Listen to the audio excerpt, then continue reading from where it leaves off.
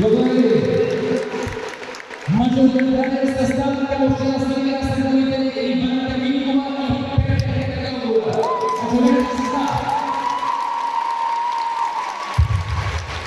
Исполнитель потенции Златки Томовича Церковного Спартако. Наследник урача Бойчо частана да нас следващите часове, но сега един от главните виновници за това да сте тук, защото няма как да стане без организация. Кметът на община Свиленград, архитект Анастас Канчев.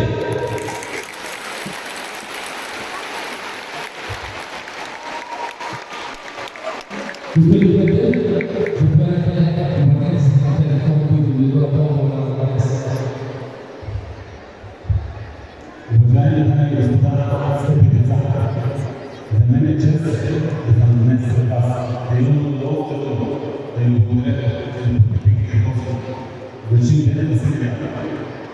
Свиленград днес се отбелязва 30 години от най-значимото спортен успех на България. Искам да благодаря на всички, които взеха ръководството в организирането, на добър оркестър, на спортните клубове, на всички вас.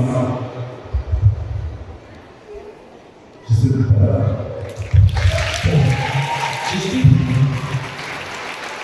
Благодаря на тебя! И така да ме казва, благодаря!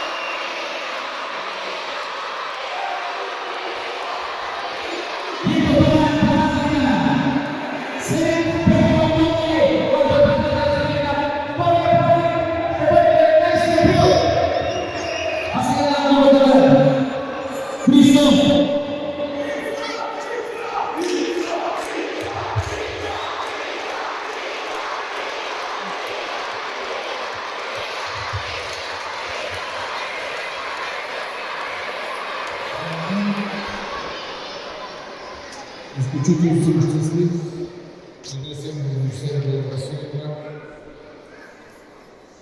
За мен още по-голяма чест и отговорност, че съм почти някога.